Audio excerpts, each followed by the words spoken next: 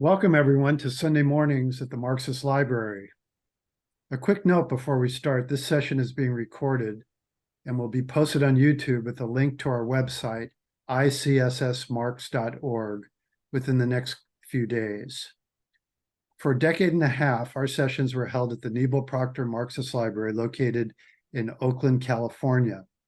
We now host our sessions on Zoom and have speakers and attendees from throughout the United States and throughout the world.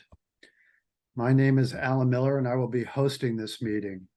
I'm a member of the program committee that organizes Sunday mornings at the Marxist Library, and I would like to start off by saying that we always welcome input, feedback, suggestions for topics and speakers. You can contact us through our website at ICSSmarx.org. Before we start, we wish to remind everyone that this is a comradely forum for political discourse and debate. As such, we ask that you show respect to our participants and the moderators of today's session.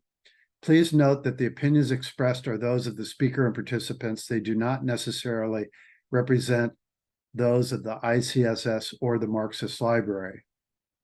However, we are united in our respect for the work of Karl Marx, and we believe that his work remains relevant today. Our motto is taken from Karl Marx's 11th thesis on Feuerbach. Quote, "The philosophers have only interpreted the world in various ways. The point, however, is to change it." Our session today is Palestine and the Regional Resistance, a very important and special session. The massive attack on Gaza has given rise to effective regional resistance, from the sharpening battle on the borders between Lebanon and occupied Palestine and the role of the Yemeni people, government, and armed forces of the AnsarAllah movement in defending the Red Sea against complicity with genocide.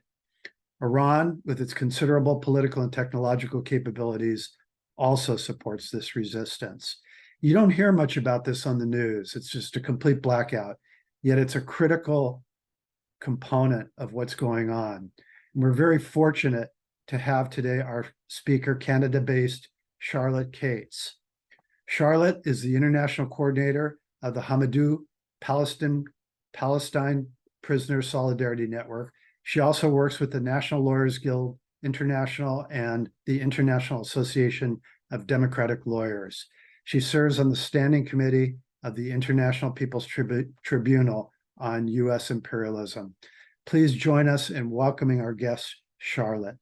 So Mehmet, if you would just go ahead and show that photo just to start. Very dramatic photo. That would be great.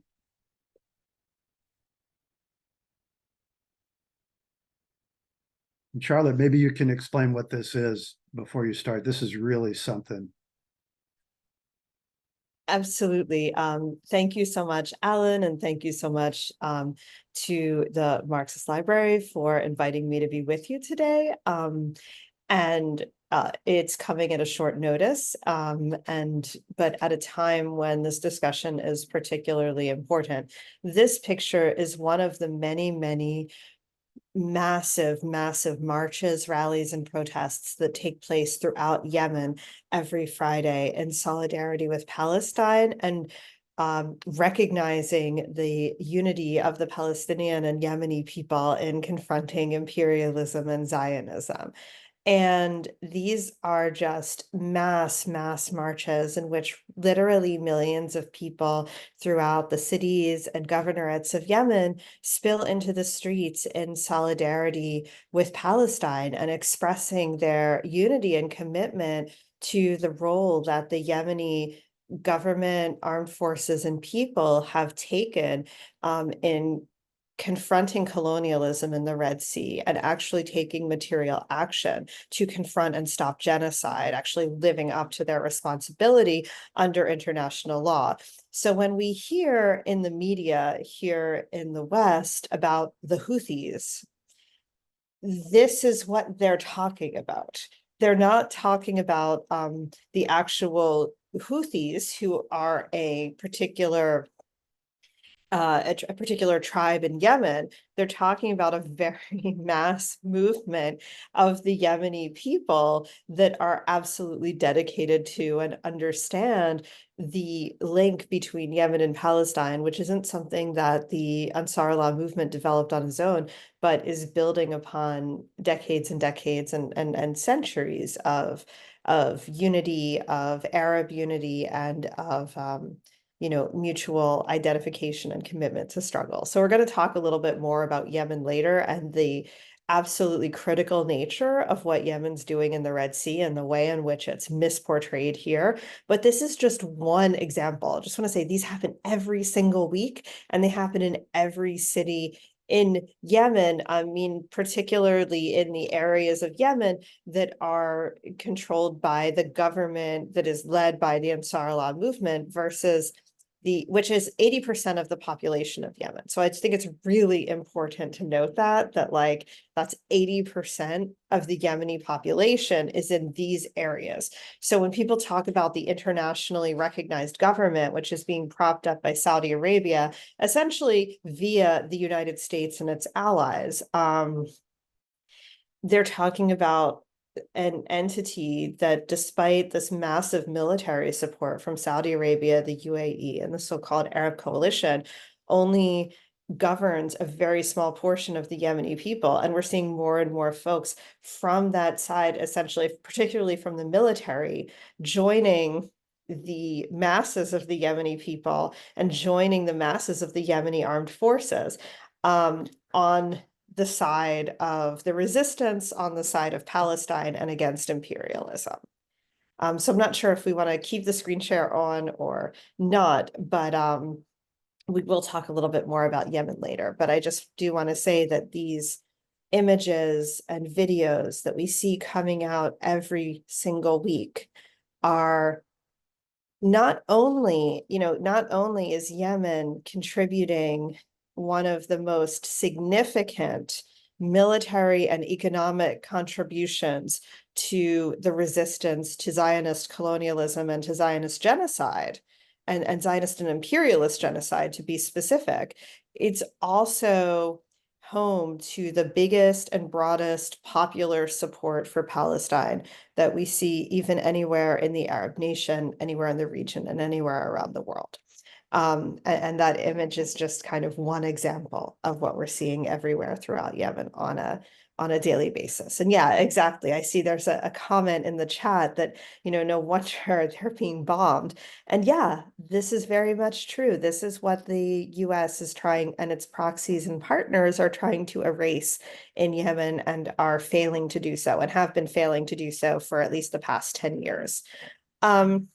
Now, when we talk about Palestine today, in 2024, one of the points that we often raise quite accurately is that this did not begin on October 7th, and it began in 1948, or even more accurately, in 1917, with the Balfour Declaration and the colonization of Palestine and the rest of the Arab region, because it wasn't just the Balfour Declaration. Of course, this was also the year of the Sykes-Picot Agreement and the essential splitting up of the Arab region into spheres of influence for the British, for the French, and for the leading imperialist powers at that time at the end of World War I.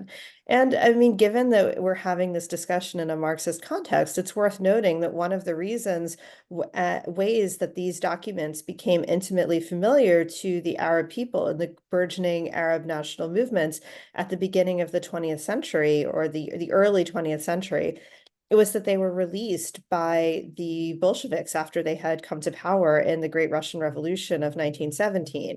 And so obviously it was very clear that British and French colonialism were attacking and occupying the Arab region, and seeking to replace the Ottomans. But this was one of the ways that it became clear that rather than actually supporting any Arab movement for liberation from the Ottoman Empire, the British and the French were in fact pursuing their own imperial and colonialist interests in the region. And so when the British issued the Balfour Declaration in 1917, declaring that they supported making the land of Palestine a Jewish home in support of the Zionist movement, which had long sought an alliance specifically with European imperialism and the British, seeking to establish itself as an outpost of the West in the East, very explicitly, according to Ben-Gurion, Herzl, and the other early Zionist founders. That the Balfour Declaration explicitly committed the British regime to supporting Zionist colonization in Palestine. And so these early revolutions and uprisings that we saw throughout the 1920s in Palestine, the 1936 through 39 uprising in Palestine, which were against British colonialism and for Palestinian liberation, were certainly also against Zionism, very clearly, because the Palestinian national movement and the Arab national movement understood the relationship between British colonialism and Zionism. And in fact, this is when the British kind of streamed arms to the Zionists in order to suppress the Palestinians. And so many of the same tactics that we see used today, including home demolitions, executions of prisoners, the explosion of Palestinians' homes who were labeled terrorists because they were fighting for their freedom, the use of administrative detention, imprisonment without charge or trial. All of these were introduced to Palestine by the British colonial mandate and are today used by the Zionist forces. Now, there's like a Zionist narrative that focuses on the idea that essentially Zionism was an independence movement from the British. And it's true that there was an inter-imperialist conflict that developed between the Zionist movement and the British. But that conflict was, relatively fast moving, as we could see even just 4 to 5 years later, when the British and the Zionists, as well as the French, were in alliance to wage war on Egypt in order to preserve imperial control over and access to the Suez Canal. So this minor inter-imperialist dispute did not change the nature of what the British colonial project was and what the nature of what the Zionist project was, which have both always been from their very beginning imperialist colonialist interventions designed to divide the Arab people from one another and to establish a colonial base in occupied Palestine. So when we talk about it not starting on October 7th, we're talking about the fact that Palestinians have been fighting colonization for over 100 years, and about the fact that the 1948 Nakba drove the vast majority of the Palestinian people from their homes and lands. The fact that when we talk about Gaza today, we are talking about a population that are over 75% refugees and the descendants of refugees who were expelled from their homes and lands in the south of occupied Palestine, 1948, and have been denied their right to return home for the past 75 to 76 years. So when we talk about a siege on Gaza and the horrific siege that has been imposed for the past 17 years, this is only part and parcel of a siege, displacement, colonization, ethnic cleansing, and frankly, an ongoing genocide that didn't begin on October 7th or 8th, 2023, but began 75 years ago, and in many ways over 100 years ago as well. Now, as much as this is very accurate and very true and correct, and it's, there's an absolute absurdity to the way in which US politicians and the Western media justify their support for genocide by claiming that the Zionist colonial regime that has been occupying, dispossessing, imprisoning, killing, and massacring Palestinians for the past 76 years is in some way a victim of a Palestinian resistance operation on the 7th of October. It is also relevant to say that October 7th was a momentous and important occasion for the development of the Palestinian resistance, but also for the development of anti-imperialist resistance throughout the region in a new era.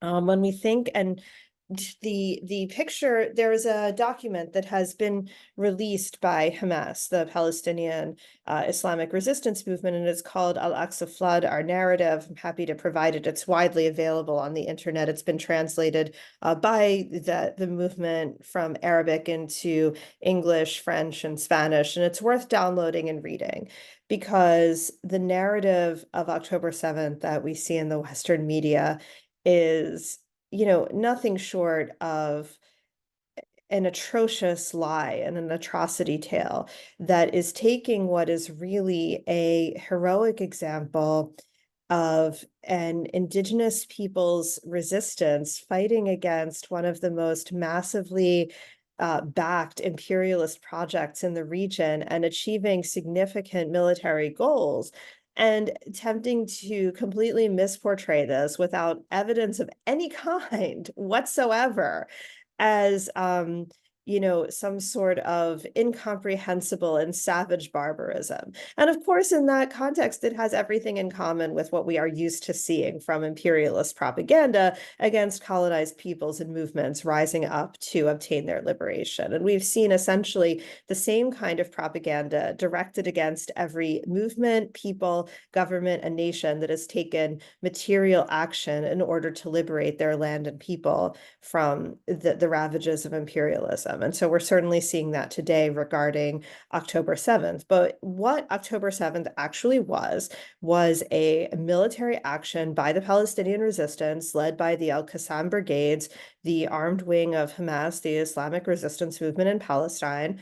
And it's worth noting here that the Al-Qassam brigades take their name from Sheikh Izzeddin al-Qassam, who was actually Syrian, but was a leader of the Palestinian resistance to British colonialism in the 1936 through 39 revolution in Palestine, that actually contained one of the longest general strikes in the world at that time, which took place for over 6 months in 1936.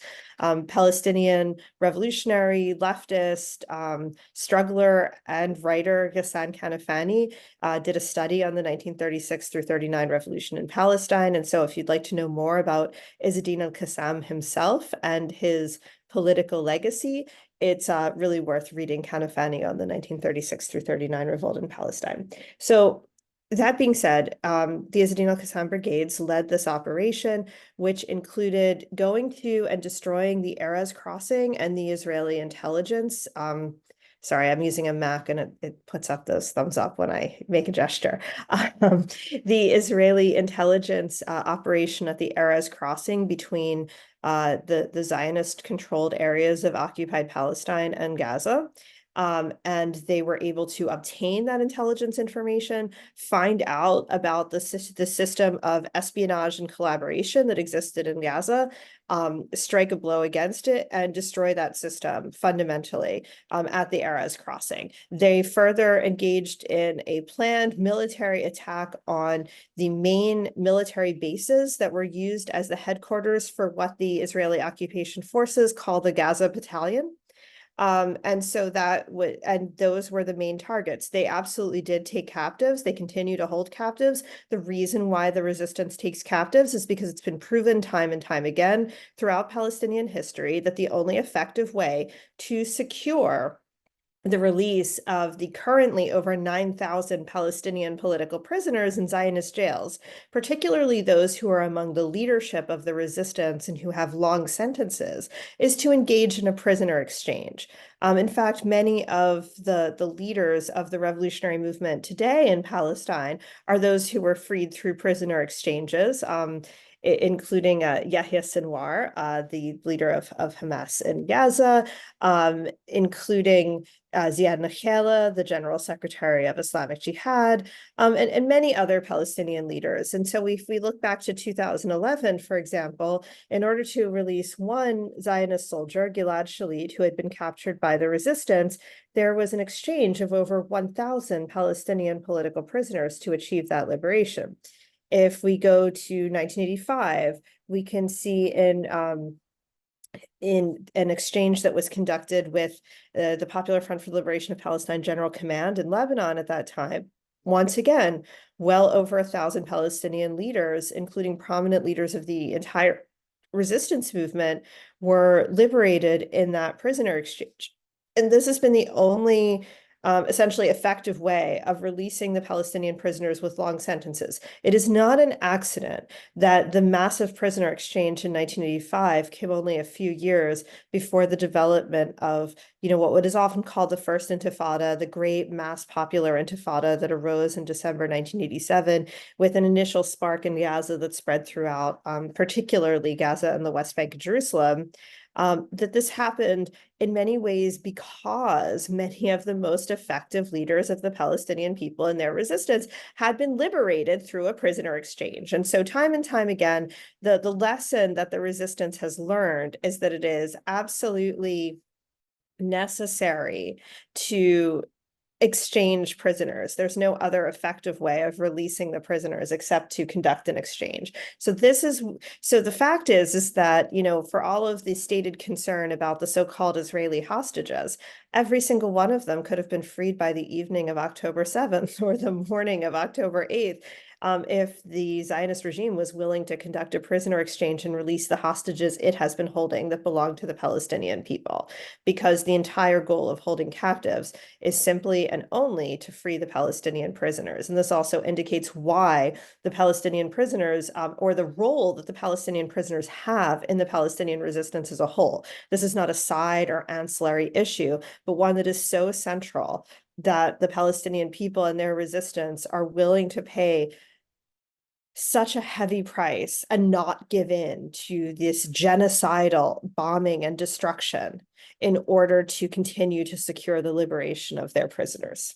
So when we look at this response, quote unquote, to October 7th, the genocide of the Palestinian people, the assault on Gaza, the slaughter of over 34,000 people, the massive bombing of schools and hospitals and universities and residential buildings, the specific targeting of those facilities in order to make life unlivable for Palestinians in Gaza after 75 years of occupation, of being denied the right to return home, and 17 years of siege. I should note that the International People's Tribunal and US Imperialism held a series of hearings on unilateral coercive measures and economic coercive measures and how they are instruments of imperialism in countries around the world. And one of the places that we held a hearing on was Gaza. And in our findings, which were released on October 3rd, 2023, we held that the siege on Gaza was in fact a form of genocide or attempted genocide by the Israeli occupation regime that was being supported by the US government and its fellow imperialist powers, such as Canada, the European Union, and the United Kingdom. So we made that conclusion and published it on October 3rd. So genocide in Palestine isn't even something that began on October 7th. It's something that didn't begin 17 years ago either. And of course, goes back to this entire history of Nakba and colonialism, which has always been about the ethnic cleansing of Palestine and the removal of the Palestinian and Arab people from the land of Palestine. So this genocidal, absolutely all out, we could even call it crazed assault, this massive bombing of every hospital in Gaza, the controlled demolition of every university in Gaza, the just massive carpet bombing of residential homes, the consistent manufacturing of new pretexts. First the leadership of Hamas was in Beit Lahia, then it was in Gaza City, then it was in Khan Yunis. Now it's supposed to be in Rafah. Somehow it's everywhere that Netanyahu wants to bomb next. And there's a number of reasons for this. And obviously there are, immediate political considerations for the Netanyahu regime, right? Like the fact is that it's true probably that as soon as this genocide ends, if Netanyahu isn't able to mollify the fascist Israeli public with the mass slaughter of tens of thousands of Palestinians, that he's likely to go to jail and to be imprisoned not only for the corruption charges that he was already facing, but because of the military failure of October 7th, because it's absolutely incomprehensible to the Zionist regime that the Palestinian resistance was able to achieve such a significant military achievement on the 7th of October. And this is the reason why we see this incessant propaganda about the 7th of October, is actually to cast a very false light on something that was fundamentally a deeply inspiring moment, and a moment in which it became clear to sort of both sides struggling in this region that something became clear to both sides on the 7th of October, which is it is now materially possible to not only dream about, envision, and want a Palestine free of Zionism and a region free of US imperialism, but to materially effectuate that into being by the actions of the forces engaged in an alliance of resistance in the region. That's what October 7th showed. It showed the potential of a Palestine free of Zionism and a region free of US imperialism. And so when we saw, everyone from Biden and Kamala Harris to Rishi Sunak to Olaf Scholz to Emmanuel Macron, Melanie Joly, all flocking to Tel Aviv in the days following October 7th, when many settlers were actually going in the other direction and booking planes back to their other countries of citizenship in Europe and the United States, we saw that for a reason. And that wasn't, sympathy for quote unquote Israeli civilian casualties, most of which are either soldiers or reserve soldiers. But what it was instead was a recognition that the imperialist project in the region is at risk. And we have underestimated significantly the strength and power of the resistance, not only in Palestine, but in Lebanon, in Yemen, in Iraq, in Syria, and in Iran. That decades and decades of sanctions, covert war, and destabilization have in fact not achieved the goal of ending the resistance project in the region. And in fact, it's stronger than it ever has been. Despite, when we look at Yemen as an example, Yemen has been subjected to siege, massive bombing, attacks by the so-called Arab coalition led by Saudi Arabia and the UAE, the most reactionary regimes in the region, with US and Canadian and British and European weapons. That war on Yemen has come out with the Yemeni people and their armed forces and their government stronger than they were, way stronger than they were in 2015. All of the mass arrests, the assassinations, the executions, the slaughtering of Palestinians marching to the border in, these kind of peaceful great marches of return in 2018, all of this did not make the Palestinian resistance weaker. In fact, the Palestinian resistance was far militarily stronger than the Zionists had been able to imagine in their internal calculations.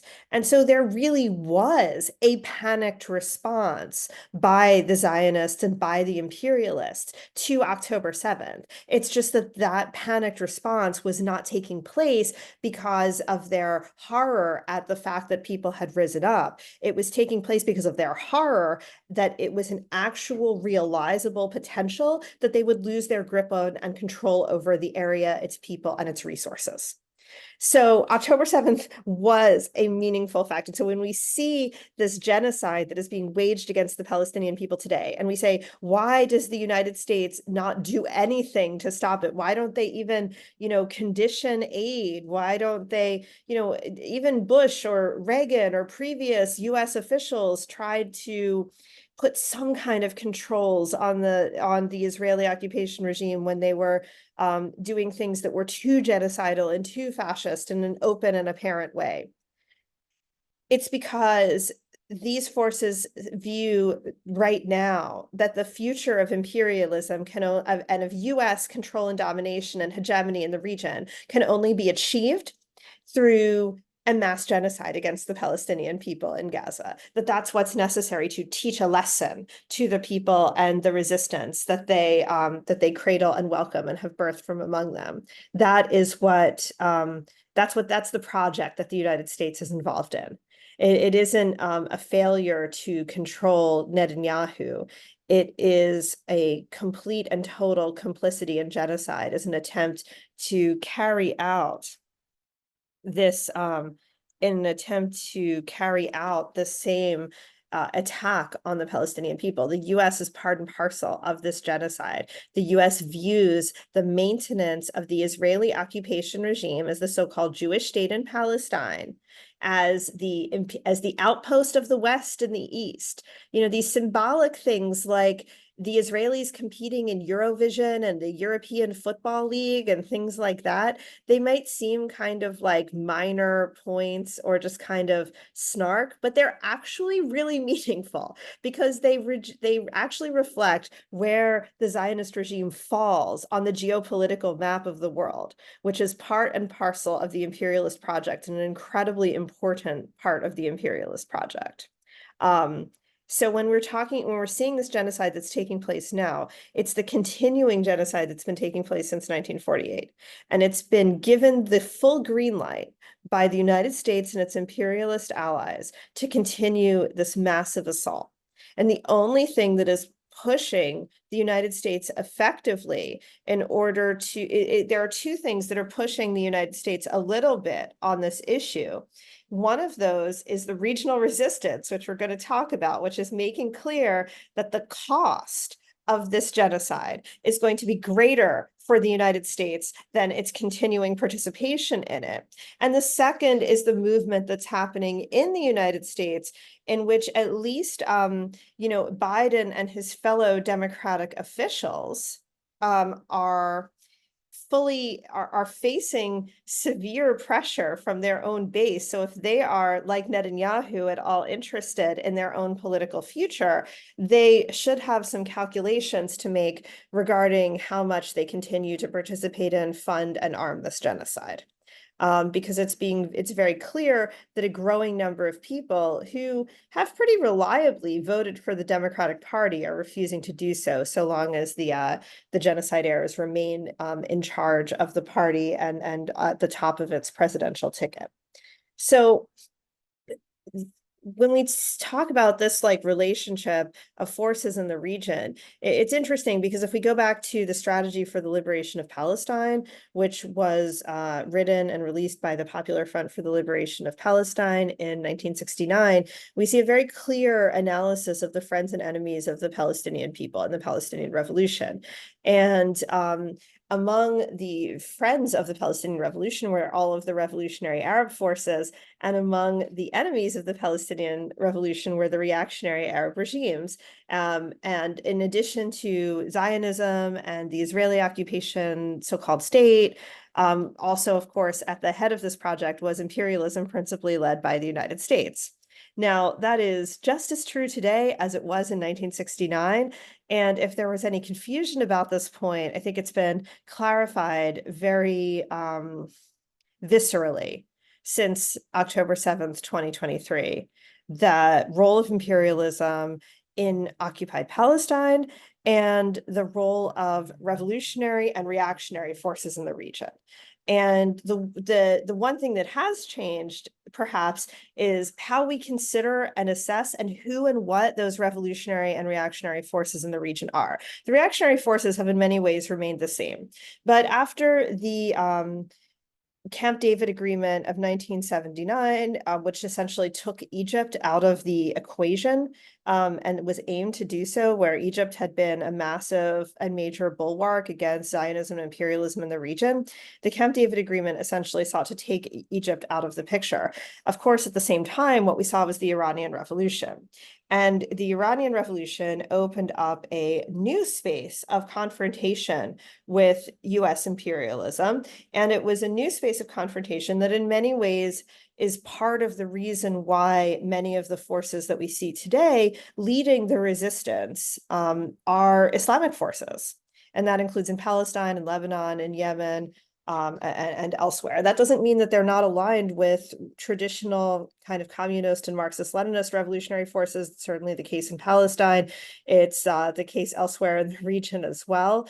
But it does mean that what the revolutionary forces look like on a geopolitical level is different and has changed. But what has not changed is their material relationship in opposition to and direct confrontation of imperialism, and that these revolutionary forces today serve as the major resistance to imperialism in the region and are in fact, since October 7th, despite the horrors of the genocide that are meant to end this project once and for all, are essentially transitioning from resistance to a revolutionary project in the region and certainly in Palestine and throughout the region.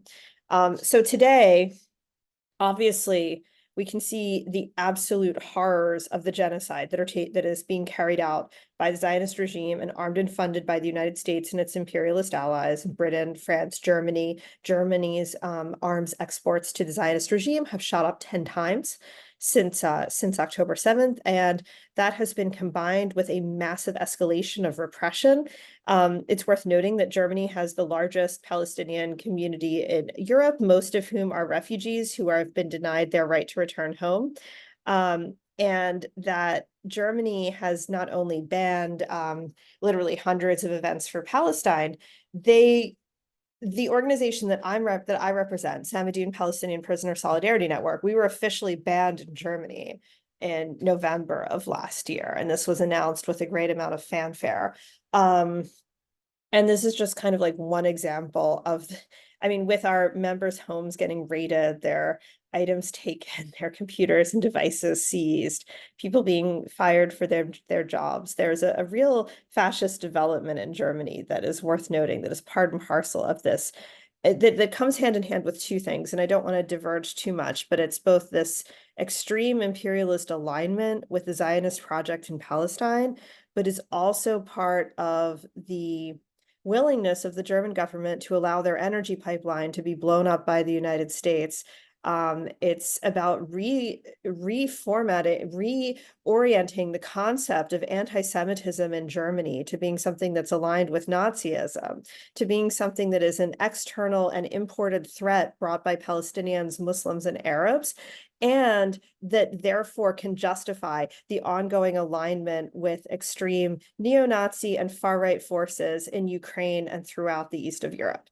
And so these two things are not separated from one another. They're actually the German role in the imperialist project in Ukraine as well as in Palestine are directly linked, and that's directly linked to the repression that we're seeing targeting the Palestinian community in Germany today. This is not an example of German guilt. Germany does not feel guilty. The German regime is an imperialist project. It does not feel a sense of guilt. If it felt a sense of guilt, it would feel compelled to stop genocide. Instead, what it feels compelled to do is engage in fascist tactics within the country and to arm the genocide that is taking place now. That's not the actions of a guilty party. In fact, the attempt is to actually completely pawn off the responsibility for anti-Semitism and anti-Jewish repression in Europe on Palestinians, Muslims, and Arabs, and make the European far right innocent of that project. So just to be very clear, we are not talking about a problem of guilt in Germany. That was a little bit of a digression, but just to say that these forces are now engaged in essentially a project of seeing their entire project in the region at risk due to the rise of a resistance force throughout the region. And so we're seeing this, not obviously we're talking about Palestine and this massive horrific genocide that's being committed in order to attempt to erase the military victory of October 7th and make it unimaginable and imperceptible.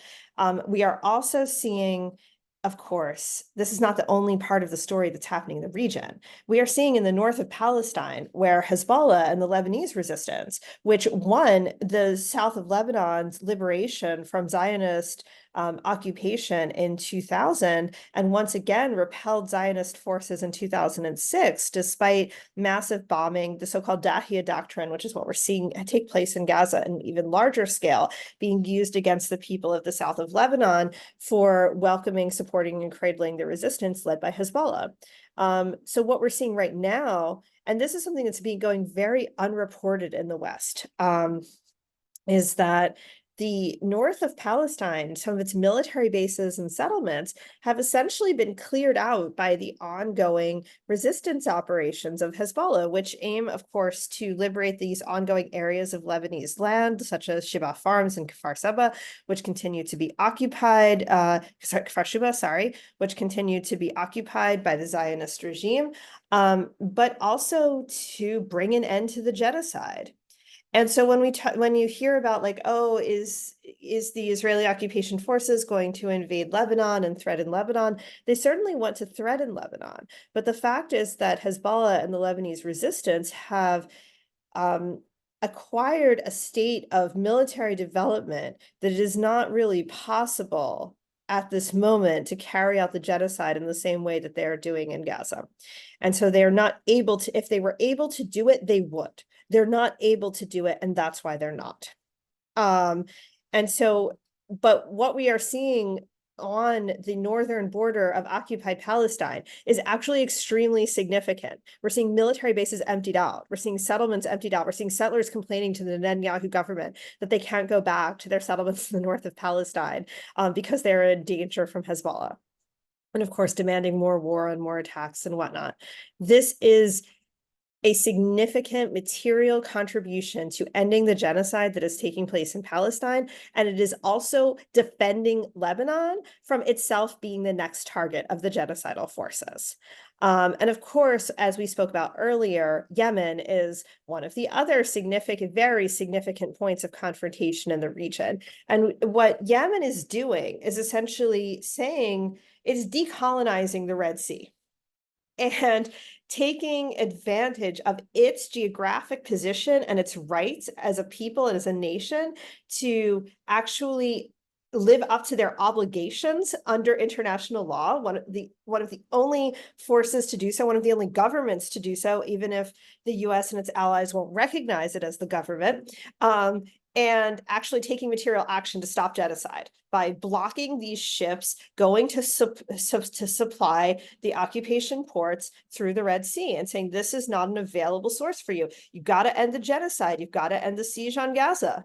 If you want to sail through here, we're not going to allow funding and supporting the genocide. That's exactly what Yemen is doing. And for that, it's now the subject of so-called Operation Prosperity Guardian, which its very name says a great deal about the nature of the United States and its allies' role in the region, which includes Canada, for that matter, Britain and a number of other countries, that they want to preserve their prosperity, i.e. their ability to continue to extract the wealth and resources of the people of the region, and their ability to continue to maintain this colonial entity in occupied Palestine in wealth, and that its people should never be disturbed or disrupted by the fact that they are carrying out a genocide as we speak. That operation has been failing. And we are continuing to see the Yemeni armed forces stopping. And if these ships will not obey the legitimate orders that they are being given by the Yemeni Navy, then they will be, and go around and not try to pass through the Red Sea, then they will come under fire. And so we've seen the Yemeni forces sinking multiple ships. This is continuing to take place. This is continuing to happen right now. It's not only something that did happen once. The Yemeni people and government and armed forces have made it clear that they are not backing down in the face of these bombings and threats. In fact, they're only increasing their resistance. And of course, there's a really long history of alignment between Yemen and the Palestinian cause. And if we look at, for example, what was once the socialist South Yemen in the 1970s, and we go back and kind of read the old documents of the Palestinian Revolutionary Movement, we see that Yemen was at that time a center of Arab resistance and struggle against imperialism, and a center of Arab resistance and struggle in alignment with the Palestinian Revolution. Well, Yemen is once again today that. It's just that it's no longer the People's Democratic Republic of Yemen. It's now the AnsarAllah movement and the government and people and armed forces that it leads that are playing that role of being a main bulwark against resistance and for the Palestinian people in the region. While Yemen and Lebanon are probably the most visible examples, we also see the resistance in Iraq, which has taken significant steps to confront the United States within Iraq and to actually bring an end to the ongoing US occupation of Iraq. We see resistance in Syria, which has long been a base of struggle and operations for Palestinian resistance movements. And so what we are seeing here is a growing Arab resistance, so that once again, we're actually able to talk about a mass Arab resistance that has a tremendous mass base, a tremendous amount of support, and a very significant military and operational capacity. All of these Arab forces are routinely labeled as proxies of Iran by the United States and by its allies and forces. And I think it's really important to conceptualize this relationship, because I'm speaking about the Arab resistance not to leave Iran out of the picture, because Iran's a very important part of the picture, but because of the fact that the because of the fact that there is an Arab struggle for the liberation of the Arab people and the Arab nation from colonialism and from imperialism. And what we're seeing is actually manifesting that today in a very meaningful way, in a very material way, in a way that we haven't seen in decades. We are seeing the rise of an Arab resistance, and that's being labeled as a proxy of Iran, because what it's actually doing is confronting and challenging the domination of these incredibly reactionary Arab regimes, which are largely monarchies, which are highly dependent on their relationship with the United States, Britain, and their fellow imperialist powers. So, Saudi Arabia, the United Arab Emirates, the Jordanian monarchy, the Egyptian government of Camp David, the Moroccan monarchy. These states were all part of the so-called Arab coalition against Yemen, which has failed miserably in its task of making Yemen safe for imperialism again. Even though it unfortunately succeeded in starving many Yemenis. It absolutely failed in its military goals and objectives, just like we're seeing the Zionist regime fail in its military goals and objectives, even as it's committing a massive genocide against Palestinians. This Arab resistance is in a strong alliance with Iran. This is not a proxy relationship. What this is an actual free alliance of forces in the region that are dedicated to achieving a region that is free of the hegemony and domination of US imperialism and its partners and allies. The US, I'm sorry, what we're seeing is this, project that's actually challenging domination. It's actually challenging the United States. So Iran provides meaningful support to these resistance movements, certainly. I mean, Iran is the only country as a nation that's engaged in arming the Palestinian resistance, and has is one of the reasons why Iran continues to face the level of sanctioning, the continuation of external warfare, of sabotage. It's not acceptable to the United States that there is a meaningful regional power in Iran that is actually serving as a force of resistance and as a force of rejection of US imperialism, rather than a force of compliance with US imperialism. It's not acceptable to the United States, and it's something that they want to destroy. So they also want to attempt to eliminate these Arab resistance forces. So they, kind of go on with this false narrative of a proxy relationship, when what we're actually seeing is a real proxy relationship is the relationship that these reactionary Arab regimes have with the United States and its imperialist allies. It's very clear, actually, that the Lebanese resistance, the Palestinian resistance, the Yemeni resistance act according to their national demands and needs, and not according to any orders that are being given from Iran. But that's not being said to minimize the role that Iran is playing, which is a significant material and meaningful role in confronting and challenging imperialism in the region, and serving as a significant regional base to provide a strong economic, military, actual power in the region that that is interested in confronting imperialism and securing a region that is free of this kind of external domination and control. So when we look at the situation today, when we look at where we are after October 7th, what we are seeing is the absolute horrors of a Zionist genocide that is being carried out against the Palestinian people. It's an absolutely horrific genocide. We see the slaughtered children. We see the hospitals filled with bodies. We see the destruction of homes. We see the demolition of universities. But what we also see is the growing strength and power of the resistance. And what we also see is that the occupation is unable to achieve its military goals. Its military goals have included, destroying Hamas, getting rid of the leadership of the resistance. None of that they've been able to do. They haven't been able to do any of that. They haven't been able to achieve any of their military goals. Well, the one thing they have been shown capable of doing is massacring civilians en masse. And, in many ways, that very much repeats the experience that we've seen of the United States and all of its proxies everywhere around the world, is this capacity to slaughter people, but not the capacity of killing people's ability to resist and to seek freedom. And this has been the case in Haiti. This is the case in Vietnam. It's the case today in Palestine. They've not been able to do that. And so the question then is for us, what do we do to make this not only an Arab resistance, not only a regional resistance, but a meaningful international resistance? An international camp of resistance that is capable of serving as a popular cradle for the resistance, for its development and support, for its maintenance, but also to extract a material cost on those forces that are committing genocide and are continuing to maintain their dominance and hegemony in the region by force and violence against the people of the region, against the indigenous people of the region. So when we speak about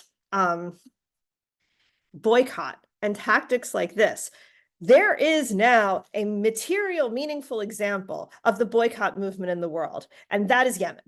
Yemen is the strongest, most powerful example of the boycott movement that there is today. So when we go to, boycott Sabra Hummus, and when we go to boycott Scotiabank for investing in Elbit systems, when we follow the example of organizations like Palestine Action, which have forced the actual direct closure of 2 Israeli arms factories in the United Kingdom, through their direct actions, which cost the company millions of pounds in damages, when we actually shut down these industries and economies, this is providing a material contribution to stopping the genocide. It is participating in the resistance in a way that literally every person in the US and Canada is capable of participating in, that is actually cutting off the flow of arms and money that is supporting genocide. This is one of the most important lessons that the regional resistance has to teach us, not only about our understanding of the region, but the direct actions that we can take on a daily basis. And so if we want to take these lessons that Yemen is inflicting on imperialism, that is, that it recognizes the value of the economic choke points and is willing to take action to do so, then we are being challenged to do so as well. Because this is a moment in which Palestinian existence is being threatened, and they are not achieving their military goals, but it is also a potential for not just ending this genocide, but for achieving victory long term. And by taking action, mobilizing, and standing with the resistance as part of one unified international Arab, regional, and Palestinian project that confronts Zionism and imperialism, we have the potential to play a meaningful role in this, not only as observers, not only as understanders, but as participants in our own way, in our own capacities, in our own regions, with this resistance toward liberation, towards return, and towards, even though it may seem impossibly painful to say so today, towards a real victory for Palestine against Zionism and against imperialism. Thank you, Charlotte. Before we take a break for announcements, I just want to remind everybody that we're going to have a question and answer period coming up in about 5 minutes. If you want to ask a question or make a comment, take a look at the bottom of your Zoom window. You'll see a reactions button. You can raise your hand and we will call on everybody. We'll try and get everybody in and ask your question or make a comment. So we'll start that in a couple of minutes. What I'd like to do is let everybody know about some great programs that we have coming up. Next week on Sunday, March 3rd, again at 10:30 a.m. Pacific time, we have a session, How the World Order is Shifting, BRICS or NATO. And our speaker is Radhika Desai from the International Manifesto Group. She is an internationally known Marxist political economist, a professor at the University of Toronto, and she will be speaking on that subject. This should be a very informative session. Following that, on March 10th, we have a session, Mexico Defends Sovereignty, Opposes Neoliberalism. Our speaker is Jose Luis Granados Ceja, and he is with the Mexico Solidarity Project, and he'll be talking about the political situation in Mexico, which actually there's quite a bit going on with US-Mexico relations, and the role of Mexico on the world stage. Tune in for that one to find out more about that. I think that should be very useful. Then on March 17th, we're going to have another program, Neoliberalism, the New Class Correlation and New Age Crisis. Our speaker is Basudev Nag Chaudhuri from the People's Brigade in India. And this would be a very interesting program. He's going to be speaking about a grassroots movement taking place in India, workers' movement in resistance, sort of new politics, new Marxist, Leninist, revolutionary politics in India, talking about the current situation there and the resistance to and the fight against capitalism. So those are the programs that we have on tap. If you have any suggestions for programs or wish to send us a message, you can reach us at our website at ICSSmarks.org. That's ICSSmarks.org. We have a contact form where you can send us a message. We also have an email notification sign-up form that pops up when you first come to the website. If you sign up, you'll receive an email notification for all of our future programs, including the Zoom link. And you can also view past programs going back quite a few years that we've had on a variety of subjects, some of which are very, very interesting and important. So with that, again, I'm going to ask everybody to please raise your hand. Don't be shy. Ask your questions. And I'm going to start off with Mehmet, followed by Rajab. Mehmet, if you would unmute and please ask your question. Charlotte, thank you very much for a very clear understanding and also expression of the situation there. A couple of questions comes to mind. First of all, on October 7, something happened. And do you think that what happened that day was a tactical stage in a strategic plan that Palestinians or Hamas had? And if there is, or there was a plan, if there was a strategy or even a tactic, was this achieved, or what was that?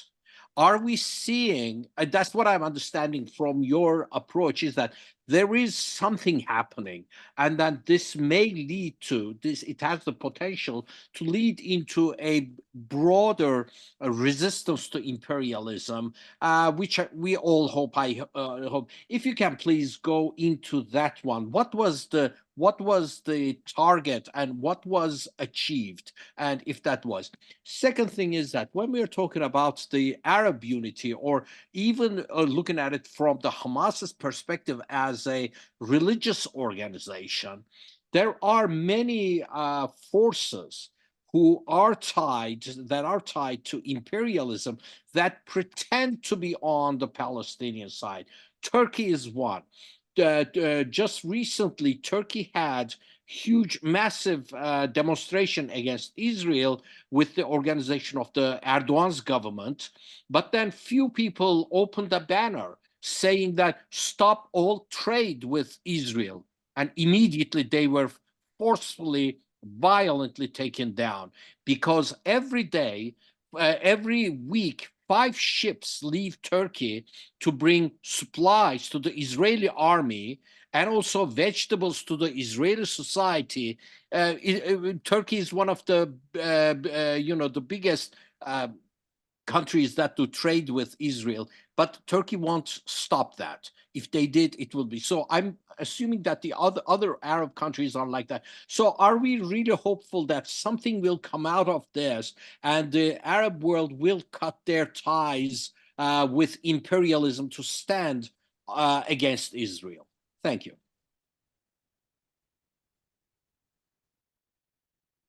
Go ahead, Charlotte. We usually take Okay, I one wasn't sure question if at a I time. wasn't sure if we did one Yeah, after the, okay. yeah, one So, at a time.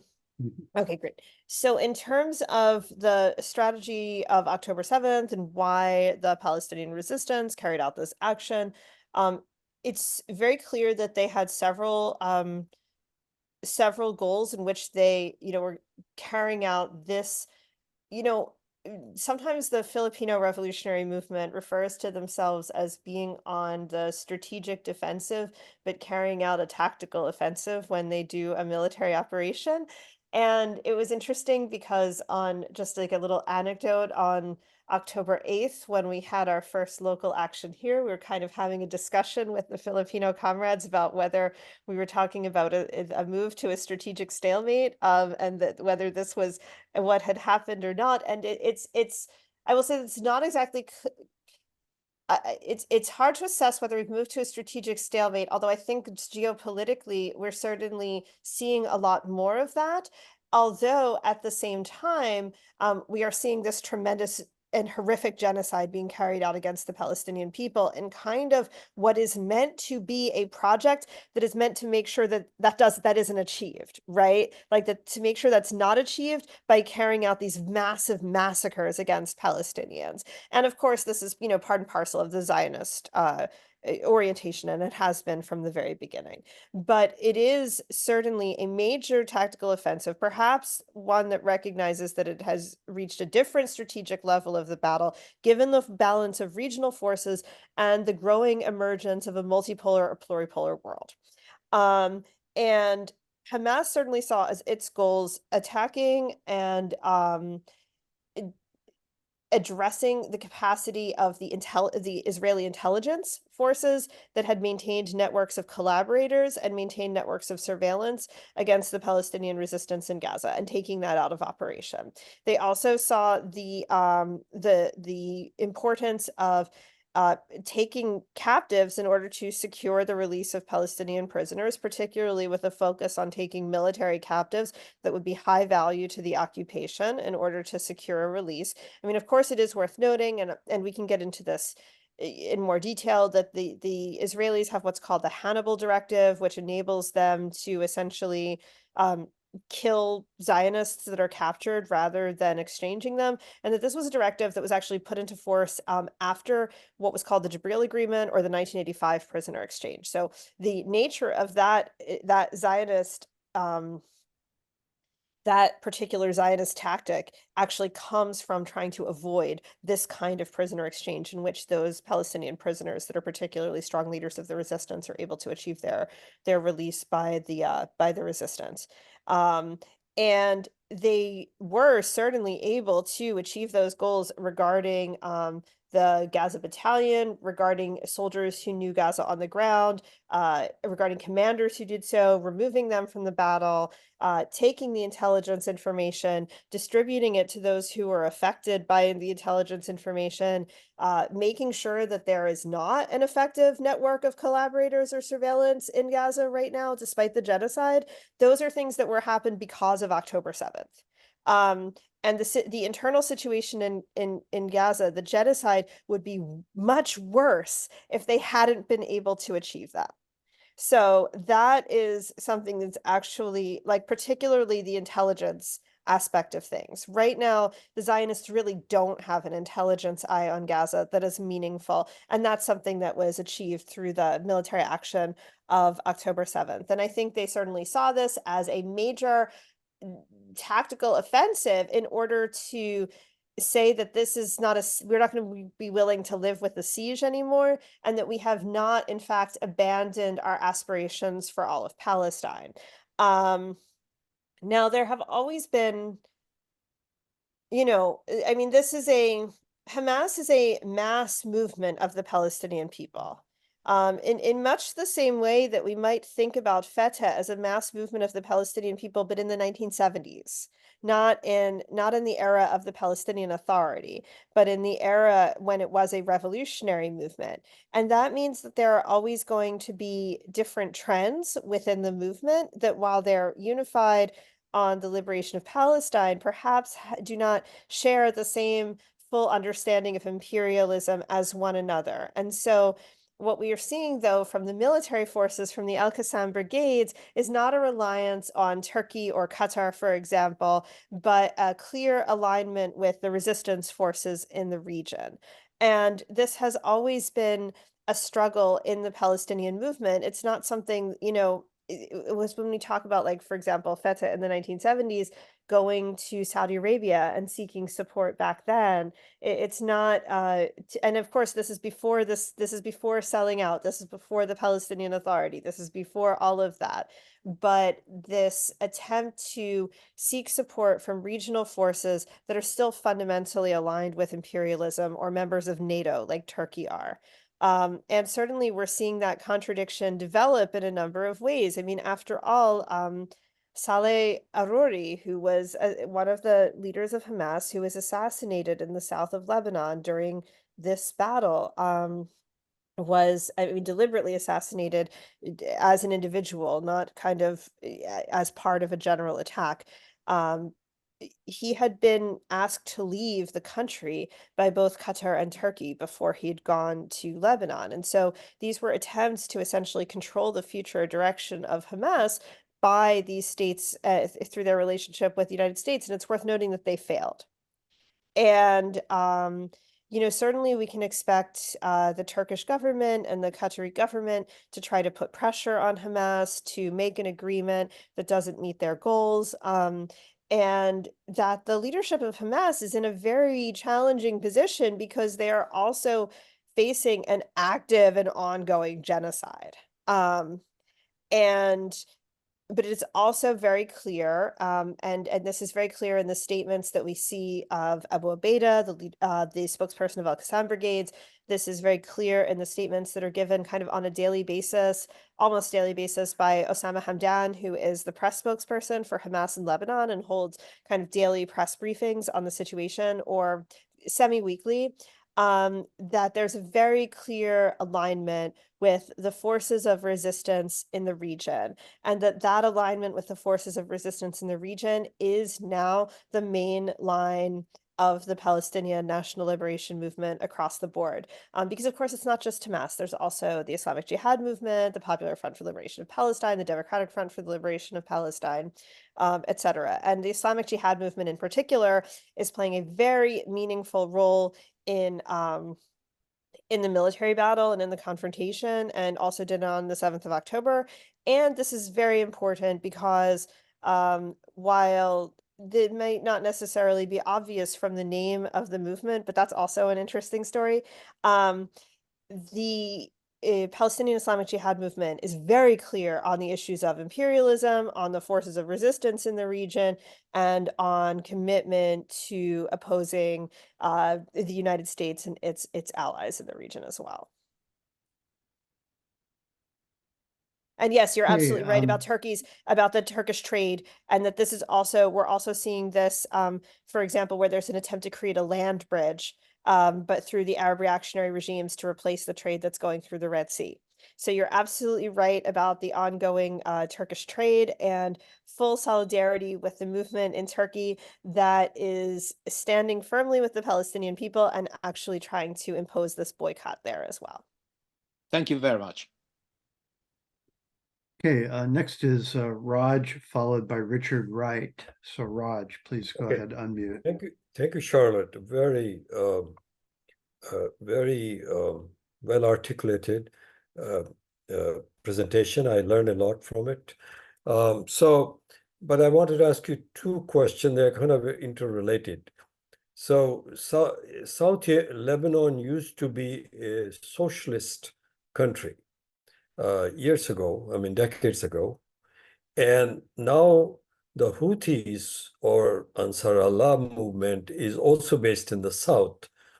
So how is this happening? Because AnsarAllah is a religious movement, a conservative, and yet it is playing very militant and very powerful resistance. In fact, is the most effective resistance to genocide right now, other than Hamas's valiant. I mean, it's amazing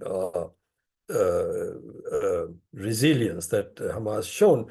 But so my question is, what is this? Tell us a little bit about this apparently opposite tendencies of socialism, and then they're coming together, forming. What do you know about it? And related to that is sinking, or at least Britain doesn't admit that one of their ships is sunk, which Houthis said they sunk it, but they're saying it's a listing. The British are very good in deception, so don't trust the British. But they also say it was registered in Britain, but somehow it was somebody else's ship.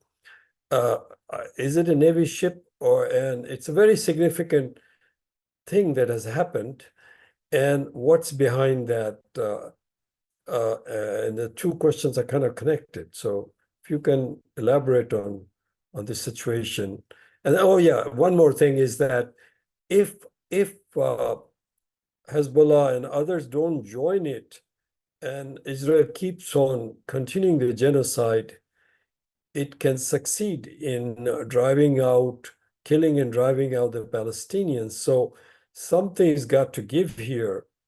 And the United States is definitely backing, and I totally agree with you. This is where the rubber meets the road for imperialism, so to speak. And so, at least in the region. So thank you. Thank you so much. Yes, it's true that yes, the AnsarAllah movement is largely based in the north of Yemen. Yemen has been divided for many years. It's also, so I would argue that these are not opposite movements at all. That they may have different ideologies, but in terms of their material place in the region, in their relationship to US imperialism, that at the time in the 1970s, it was the socialist forces that were on the front lines of the revolutionary movement. And that the changes in the world that have happened since first of all, since 1979 in the region, with the loss of Egypt as a rising socialist and Arab nationalist power to the imperialist camp, and the rise of Iran as an anti-imperialist power grounded in its Islamic revolution, have played a significant role in the region. So this is also the same reason why we might take a look at Palestine and say, well, in the 1970s, the most powerful resistance movements that were fighting in Palestine were secular, leftist, often communist. I mean, again, even if you go back and read Feta literature from the 1970s, you will find just like multiple discussions of imperialism, the role of the United States, the role of the Soviet Union, the need, like it's across the board, right? If you go back and read this historic literature of the Palestinian movement, whereas today, the forces that are playing the most significant role in the Palestinian movement are Hamas and Islamic Jihad. And that's just a fact. Like, whether it's convenient for us or not, that is true. It's also certainly true in Lebanon. where what we saw in the 1970s in terms of the forces in Lebanon that defended the camps against Zionist attacks and invasions, that fought the phalangists at the beginning, were often socialist and communist and revolutionary forces that were self-identified as such. But the force that achieved its liberation and the force that's leading the resistance today is Hezbollah. Now, that is because of the decline of the socialist camp in the region, the fact that while we have a multipolar world that is developing, and while China is a socialist power, that doesn't mean that its projection of international alliances is based on the idea of supporting socialist forces internationally. It's not. And it is also the case that what we're still seeing is that these forces are playing the same role in relationship to imperialism that the socialist forces were playing in the 1970s. They have the same role in relationship in the region to imperialism, which is the primary oppositional force that is challenging it. When we look at what, for example, Hezbollah actually does in the south of Lebanon, when we look at the policies of the Palestinian resistance, and for that matter, when we look at and listen to what many people in the AnsarAllah movement are saying, they're speaking very clearly about imperialism. They're speaking about oppression. They're speaking about social justice. They're speaking about the need to end poverty. They're speaking against capitalism. So while their perception of this issue might not be with a Marxist-Leninist lens, the fact is that we're not talking about reactionary forces, that we're talking about forces that are in many ways mass popular movements that are still actually interested in fighting oppression and exploitation, not in just developing new means of oppression and exploitation. And it's important to think about how we build meaningful relationships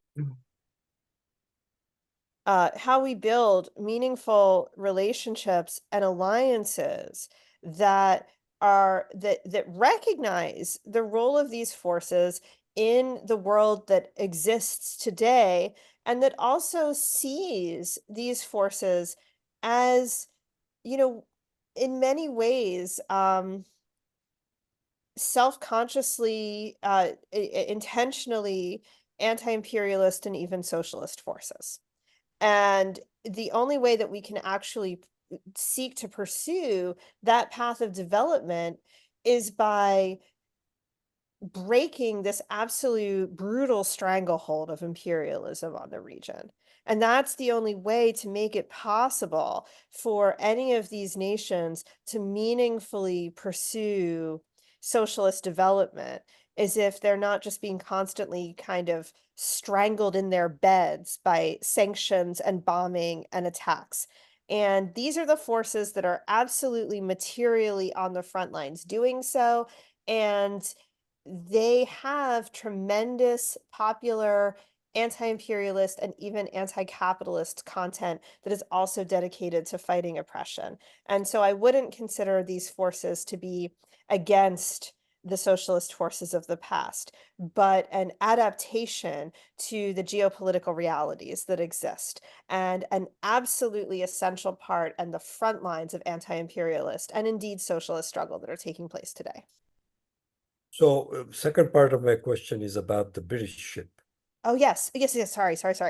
About the British ship, there is video, images, and pictures of the ship sinking and listing and falling into the sea.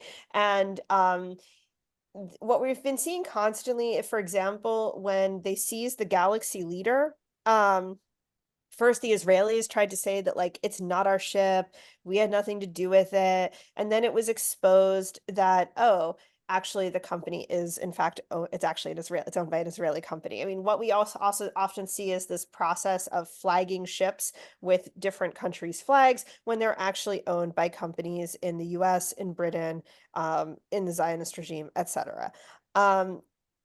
We also have seen consistently with the US, the British, and the Zionists that they consistently understate their losses in terms of particularly their military and economic losses. So we see this massive exaggeration about the 7th of October on the non-military side or the non-directly military side, but we also see the Israelis like just absolutely lying about the number of casualties taken in direct battle with resistance forces in Gaza.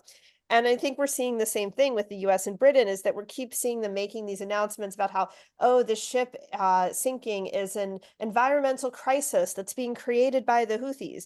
No, it's being created by these countries deciding that they have a right to take a ship through the waters of Yemen when Yemen says no to it.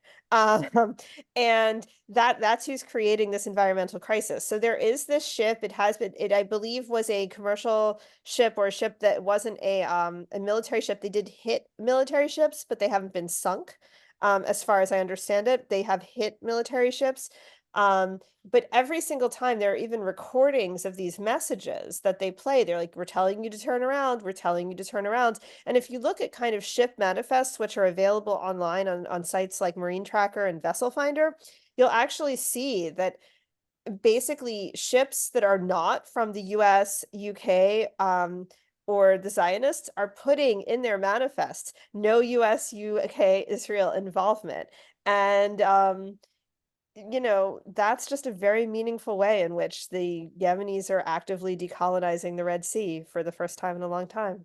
And so, Was it go on. was it an Iranian missile, or whose missile? Well, it's also worth so one thing to really note about Yemen in particular is when we talk about the AnsarAllah movement, we're talking about the government of 80% of the people of Yemen.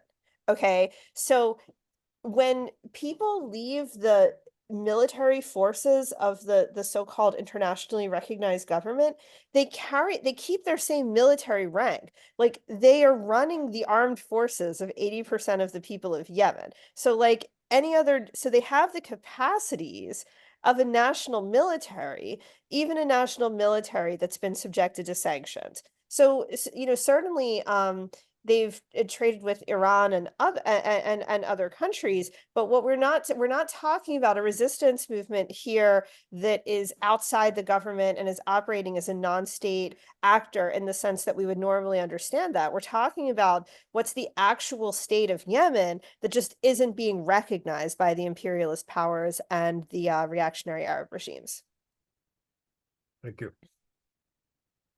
Okay, Richard, followed by Jean. So Richard, if you would unmute, please.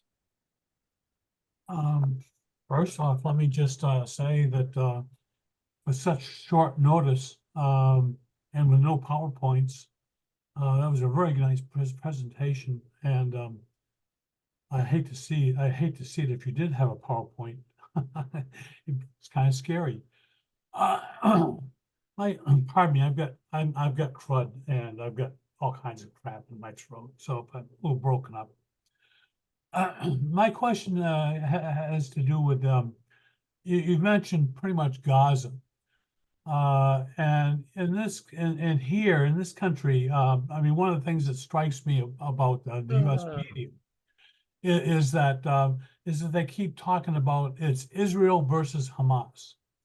That doesn't explain what's going on the West Bank, where there's to the best of my knowledge, is virtually no Hamas in the West Bank. Most of that has to do with Hezbollah. So I guess my question to you is, could you elaborate, one, on what's going on in the West Bank, and two, could you talk about the regional implications of this whole situation? And I'll let it go right there. If I get a chance, I have other questions, but thank you very much. Sure, absolutely. Thanks so much. And just, you know, I focused mostly on Gaza because it's the center point of this absolute genocidal assault by the Zionists and the imperialists. But that isn't to lessen what's happening in the West Bank and elsewhere. In fact, it's receiving less attention than it should be because of the massiveness of the scale of the genocide. But we are seeing Palestinian martyrs being killed on a daily basis in the West Bank. There's been the arrests of thousands upon thousands of people on a daily basis. Essentially, I mean, one of the things that the Zionists are doing is they're attempting to essentially capture thousands of Palestinians that they didn't intend to imprison before, but they want to exchange these people instead of the resistance leadership that the resistance is insisting on. So they're essentially just taking these thousands and thousands of people hostage on a daily basis.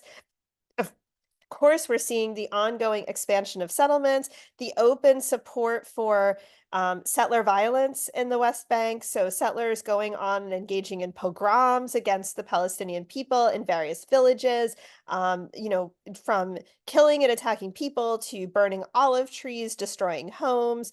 We're seeing the destruction of homes of Palestinian prisoners. There have been 9 Palestinian prisoners killed inside the prisons, most of whom are from the West Bank. This is leaving aside the massive torture and assault against the thousands of Palestinians from Gaza who have been held in camps since October 7th after they were kidnapped by the occupation forces.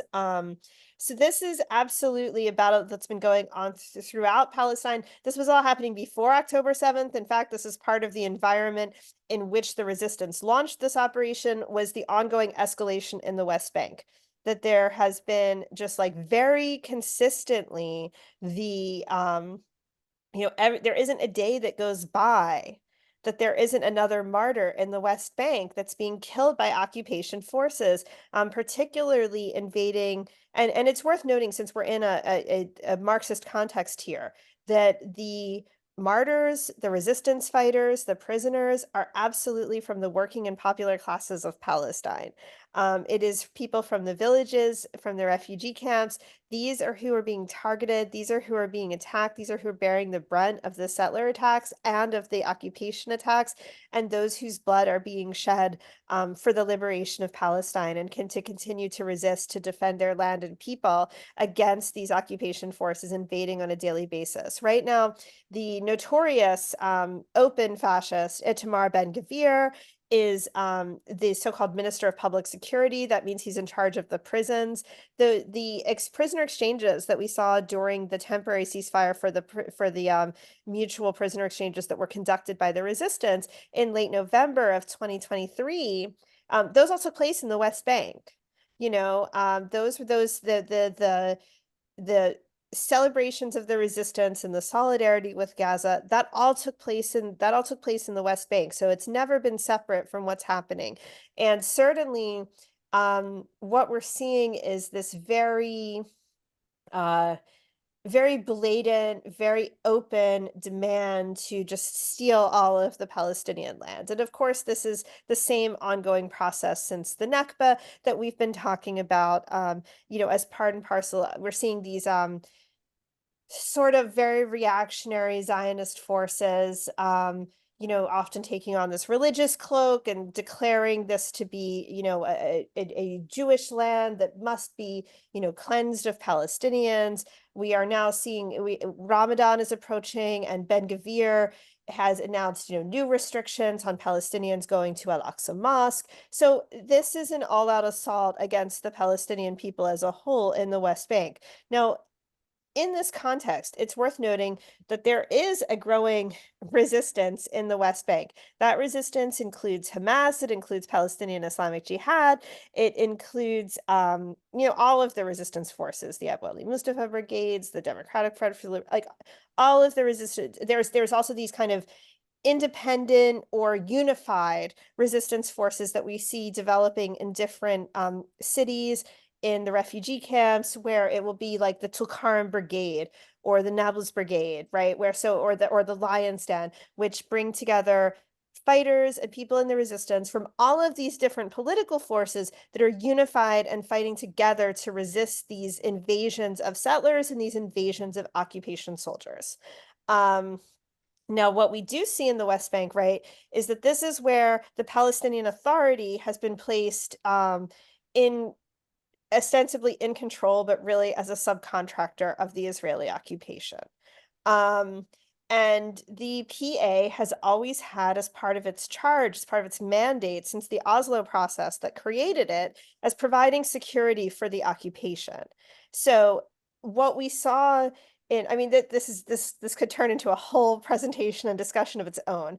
But in 2006, there were a series of elections in the Palestinian Authority, which were, for many years, all of the forces of resistance boycotted the PA elections. In 2006, many of them decided to participate, including Hamas, including the Popular Front for the Liberation of Palestine.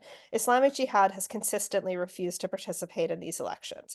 The 2006 elections were won in the West Bank and in Gaza by the political bloc associated with Hamas, which was called the Change and Reform Bloc.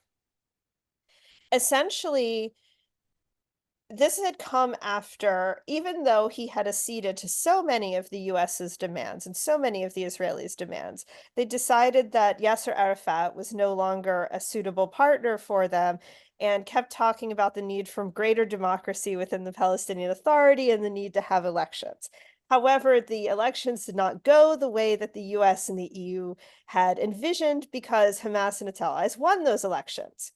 And the immediate demand was that, well, if you don't, we're going to invade. We're going to invade, we're going to attack, we're going to cut off this US and EU funding, US to the security side of the Palestinian Authority so that it provides security for Israel, EU to the social side of the Palestinian Authority to take the responsibility for, education and social services away from the occupying power, which are its responsibility under international law, and pass them to the so-called Palestinian Authority. Now, it's worth noting that Palestinians had been running their own educational institutions for their children for years, without a Palestinian Authority to do so. So at any rate, the US and its partners, instead of actually forming a government, not that we can really call Palestinian Authority leadership a government of that was comprised by the victorious party. Instead, they had to negotiate this national unity government to still have these acceptable figures to the US and its partners and to Israel.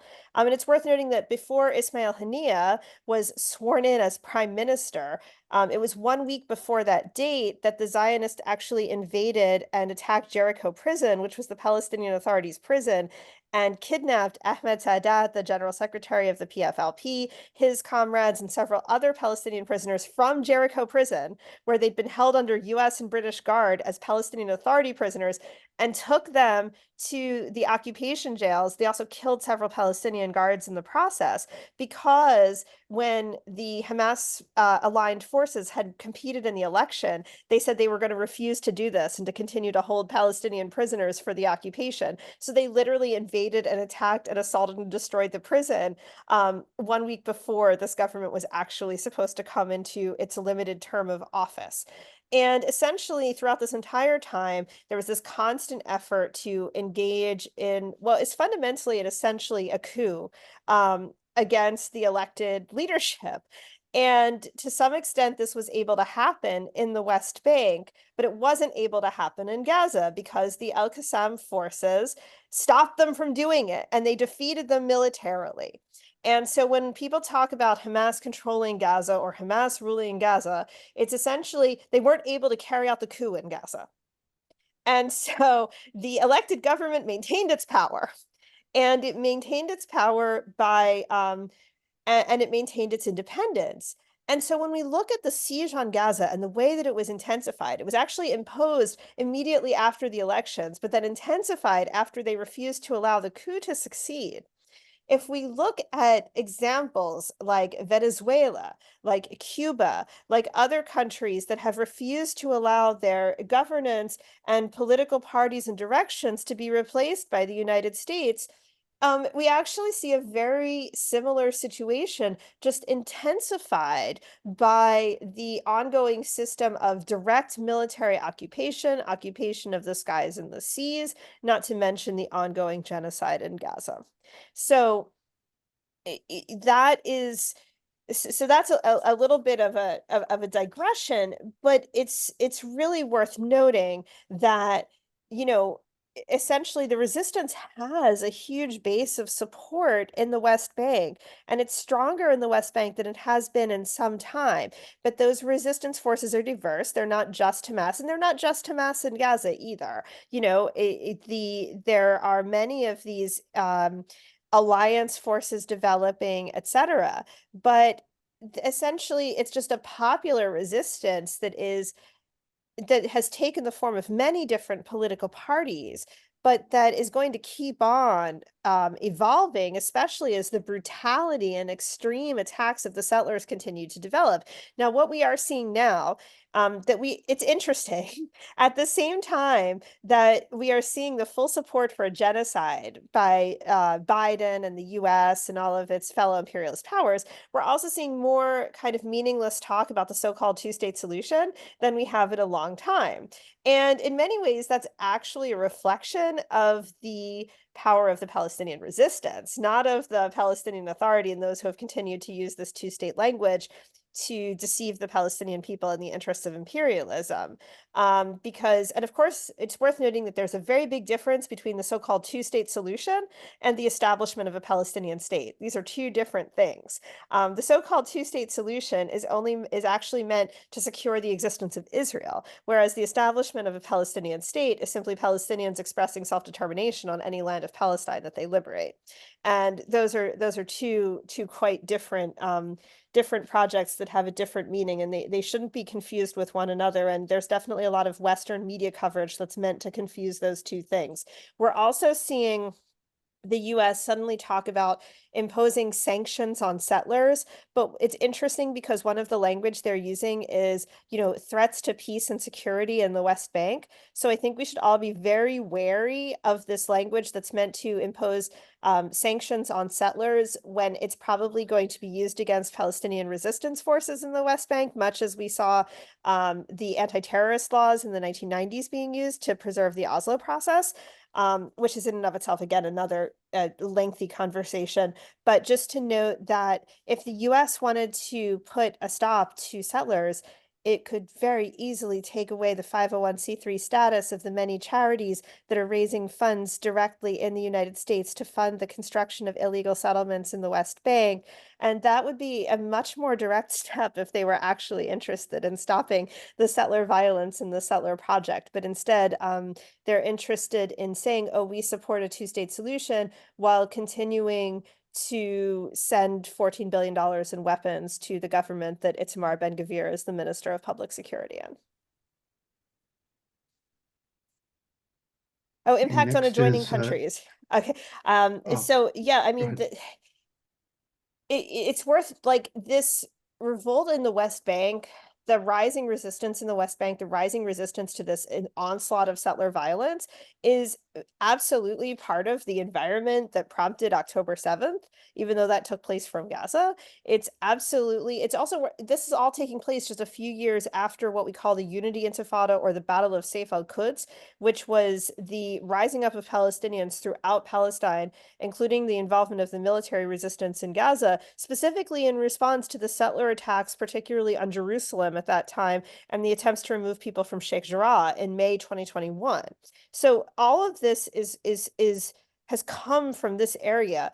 And there's been a tremendous focus actually on developing and supporting Palestinian struggle in the West Bank, not just from the Palestinian resistance in Gaza, but also from the Lebanese resistance, from Iran and other countries that are involved, because, the reality is this isn't just a battle for Gaza. It's a battle for the liberation of all of Palestine from the river to the sea.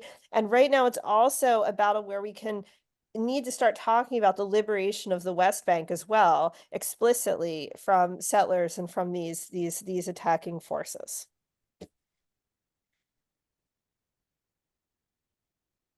Okay, next is Jean, followed by Janet. If others have questions, go to the reactions button and raise your hand. So Jean, go ahead. Okay, well, thanks so much, Charlotte, for really a great talk and really clear, and especially for agreeing to speak on such short notice and coming through for us. That's really great, and we appreciate it. I'm speaking as a member of well, I'm wearing my Veterans for Peace cap, and as you know, Vets for Peace is an organization dedicated to the abolishment of war. And we oppose, and we do have a statement, veterans demand termination of weapons to Israel. And we're very concerned about the U.S. involvement in this. And we also note there personally, I always note that, well, when you look and see what's happening in Gaza and with Israel and so forth, it's not all that different than what we white folks did to Native Americans here in America. So we need to realize that there these similarities which may underlie some of our U.S. support. But the other thing I wanted to note is that, this is not an isolated thing. The same bill that's going to send billions of dollars to Israel is going to send billions of dollars to the fascists, the Nazis in Ukraine, and also even to the separatist forces on Taiwan, which, Taiwan, as we know, is part of China. But the United States, although legally compelled to recognize this, is doing all it can to stir up trouble there as well. So I think we need to understand the interconnections of these forces of U.S. imperialism, and also, again, as you point out, that this is there is a reaction to this, and it is a global reaction, and China is part of this global resistance, I think. With BRICS and everything else that's happening now. So as the Chinese might say, these are interesting times. But thank you so much for your talk. Agreed 100% with everything that you said regarding the interconnection of these issues. I talked about it briefly in relation to Germany, but the same is certainly true of the United States and other powers. That what and of course, like, I was focusing on the region, right? But like, when we talk about what is the crisis of US imperialism, that's not only a crisis in the region, that's certainly also a crisis in Ukraine, where the fact is that these forces that they have been propping up are losing. They're losing the military battle. And it's fascinating. I mean, not surprising at all to see the United States and fellow partners supporting allegations, completely unbacked and illogical allegations of genocide against Russia in Ukraine or against China in Xinjiang, which, where you're like, in the latter case, it's complete nonsense. In the former case, there's certainly a war that is taking place, but we're not seeing the level of where we're seeing the civilian death and the death of the population. That's in Gaza, where the civilian population is what's being targeted. When we're seeing the massive the child death rate, this is where we're seeing that in Gaza. It's kind of not what we're seeing in Ukraine, which is much more of a traditional kind of military conflict and situation. So we see this expansive definition of the term genocide in a way that really makes no sense at all in the context of Ukraine being used by the US and its allies, but this absolute rejection of the term in Palestine. And of course, this is no surprise, but it's just an example of the fact that these imperialist forces have always and only used these terms when it is convenient for them and when it serves their political interest. And they do not view them as having a meaning or a definition that goes beyond the immediate interests of imperialism. And it's also worth noting, repeatedly, many, many people are comparing the actions of the Zionist regime to the actions of Nazi Germany. Many Palestinians are making this comparison, and many other people are making this comparison. This comparison is often labeled as somehow anti-Semitic or offensive. But these are the same people who are labeling it offensive, are the same ones that are comparing Russia to Nazis, are the same ones that are supporting actual Nazis in Ukraine, are the same ones who have compared every Arab and Iranian leader of the past 20 years who doesn't abide by imperialism to Adolf Hitler. when it is them who have absolutely trivialized the legacy of Nazism by applying it not to genocide perpetuators, but to, you know, anyone who acts or speaks against the interest of imperialism. And it is these comparisons that are looking at actual Nazi forces in Ukraine as in fact Nazis, and are looking at a genocidal project that is committing an actual on-the-ground genocide right now as we speak as a genocidal threat, that are labeled as unacceptable comparisons. Absolutely. Thank you so Okay. much. We're getting close towards the end. We're going to wrap up soon. Let's have Janet, Glenn, and then we have a question in the chat. So Janet, if you would unmute, try and keep it to 2 minutes, and I think we can get everybody in today. Okay. Thank you so much, Charlotte, for this excellent presentation and for your amazing work with Samidoun and beyond. Yes, the roots of what became Israel go back to the British Empire, not only the settler colonialism of the land, but its forceful methods that you talked about, that the Zionists learned from the British during the Mandate and are using against the Palestinians to this day. I have some related questions. I believe that the struggle is about the Zionist settler colonialism of Palestine, not about religion. Zionism is not a religion, but when it comes to Palestinians, I believe their religion, most of whom are Muslims, plays a major role in maintaining their resistance. I don't know if you are Muslim, so you might not be the right person to ask about this. I'm sorry. Yeah, I also assume that most of the leadership of the resistance are Muslim.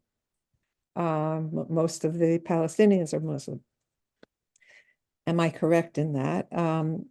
I've been wondering, aside from Palestinian Sumud, how much observance of the Islamic religion plays for those who are Muslim while imprisoned, especially while they're imprisoned and tortured, to tolerate their treatment, whether those who are imprisoned are militants or just regular Palestinians, some of whom have been held for years, as well as what motivates the militants themselves as they resist the Zionist project. And I'll end by saying, I don't know if you're familiar with Shahid Bolson's work. He is based in Malaysia. I've been following him for over a year. He speaks to those in the Muslim world. In that respect, Arab resistance, which you refer to, might be how to describe the resistance regionally. But when we see support from a country like Iran, which is not Arab, isn't it really more about Muslim resistance? Would you talk about that? Sure. Okay, we could have just to be clear, like we could have a whole other like hour-long discussion about this, if not more. So I'm just going to be as brief as possible. So, but I think this is really interesting. So please, the brevity is just because I know that we're like 10 minutes before we are supposed to close. So yes, you know, I talked a little bit about the geopolitical reasons for this. First of all, no, I'm not Muslim. I'm not a religious person. But it is very clear that the leading forces in the resistance today, in the Palestinian, Arab, and regional resistance, are Islamic forces, are Muslim forces that are motivated and have a strong Islamic vision of the region, of the future, and of their commitment to struggle for liberation. And it is certainly true, and I think that, and I'm not basing this based on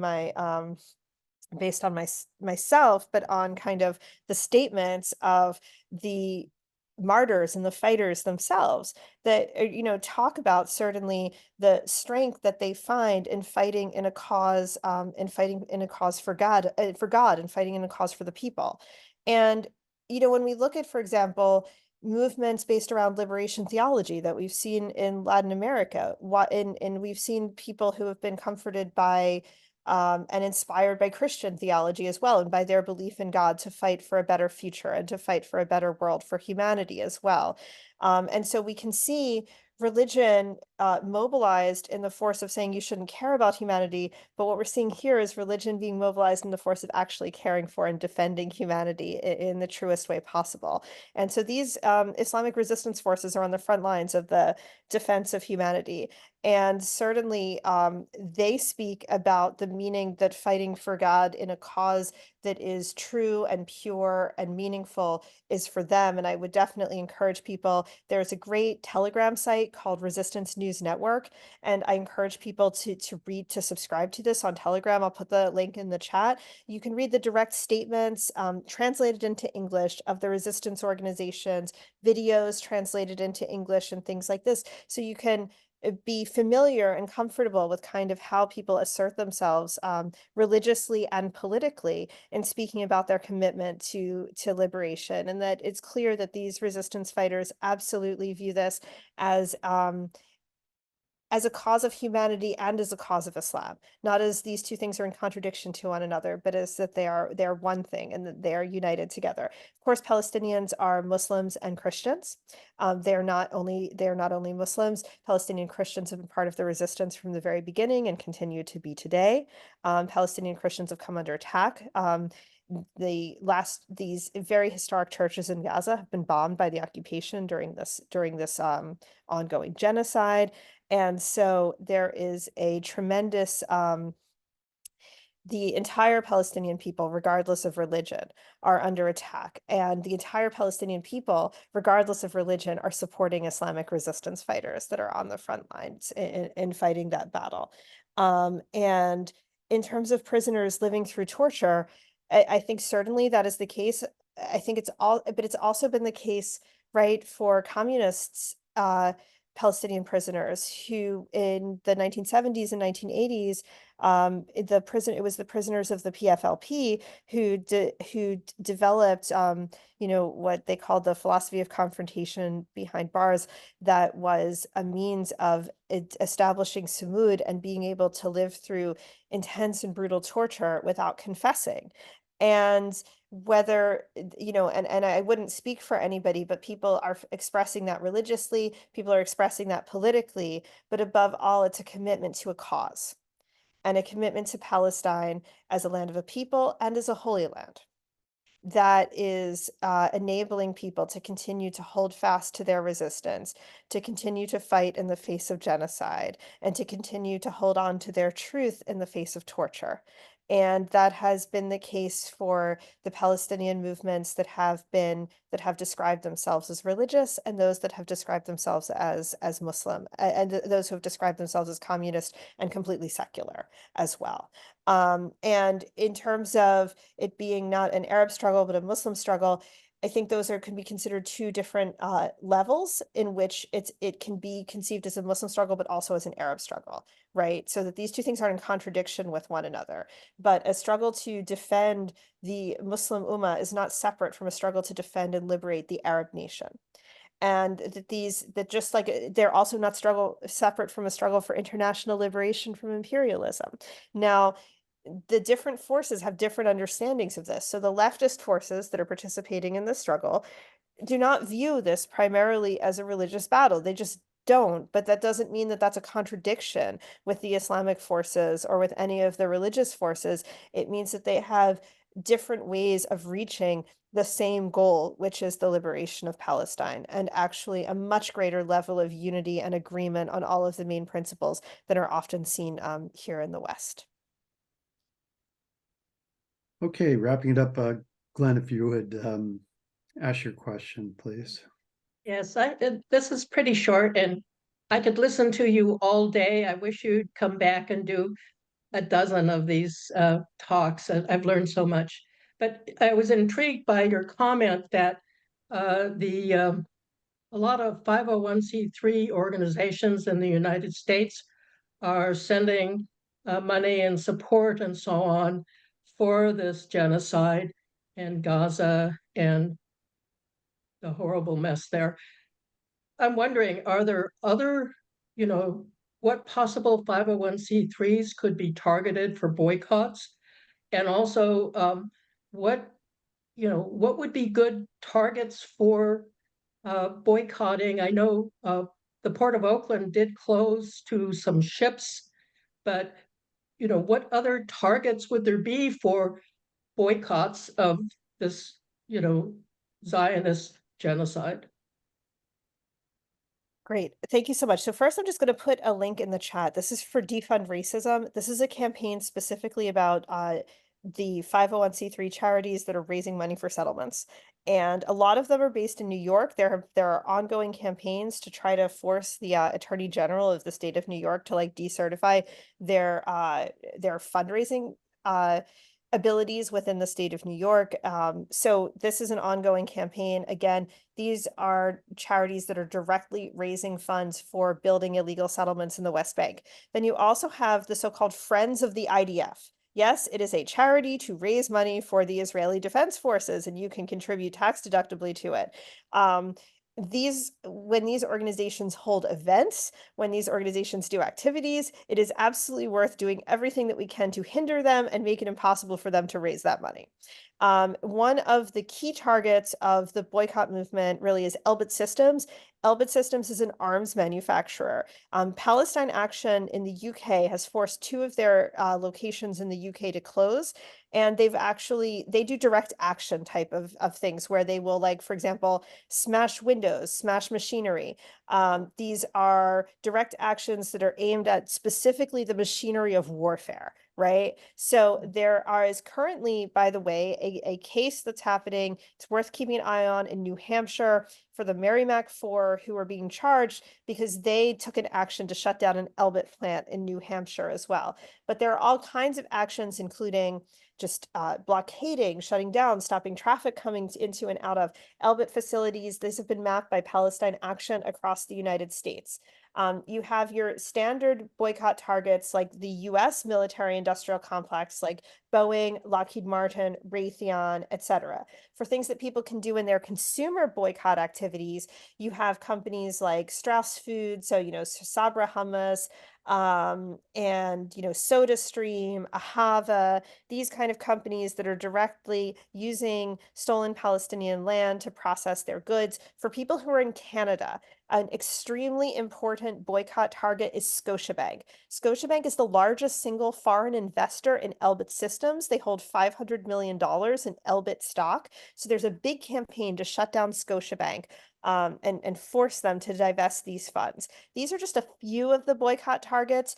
The movements to shut down bridges, ports, etc. These are key. This is targeting economic infrastructure that is supporting genocide in the same way that we see the Yemenis doing, but on a kind of a local scale, a scale that's very safe for people, in the big picture to participate in, even though people in some cases are facing arrest, people are facing charges, people are facing repression. And it's just as important that we stand with those like the Bay Bridge 78 and others to make it safer and more possible for an increasing number of people to participate in actions to shut down the economics of genocide. So I just wanted to respond. I know there was a little comment in the chat as well, which is asking about were the Israelis aware of October 7th? So I do not believe that the Israelis were aware of October 7th. They wouldn't have allowed their intelligence capacity and soldiers to be taken and destroyed in the way that they did. I don't believe that they found it useful for them either. I think that the Zionist project and the imperialists are actually panicked about October 7th and about the threat that it poses to the future of imperialism in the region. And in other words, the promise that it poses for humanity and the future of justice and equality in the region. So, certainly there was a tremendous arrogance a racist arrogance on the part of the Zionist regime that did not believe that Palestinian resistance was capable of such a thing, that believed they had fundamentally tamed the Palestinian resistance into only wanting to ask for a few jobs for workers from Gaza. Yes, they had a racist arrogance that enabled them to miss things, but that doesn't mean that they allowed October 7th to happen. That was an achievement of the Palestinian resistance that was scored against the Zionists, not one that was allowed by the Zionists to happen. So just that was just in response to the chat comment, because I know we probably won't get to it, but thank you so much. And I do want to encourage people to get involved in these boycott movements and to not accept the framing that boycott is a quote unquote alternative to the resistance. Boycott is a way of supporting the resistance. And right now our lodestar, our North Star that we can all point to, our compass for what that can look like for people supporting Palestine, is what's being carried out by Yemen right now. Okay, thank you so much, Charlotte. That was just a tremendous presentation, tremendous session. Thank you, everybody, for the great questions. And next week, we have Radhika Desai, who will be speaking. Should be a very interesting session on BRICS and NATO. And if you want to receive notification for future sessions, go to our website at ICSSmarks.org. and sign up, and we'll send you email notifications. And again, thank you, Charlotte. Thank you, everybody. And go ahead and stop the recording, Raj, and we'll have a good afternoon or evening wherever you are.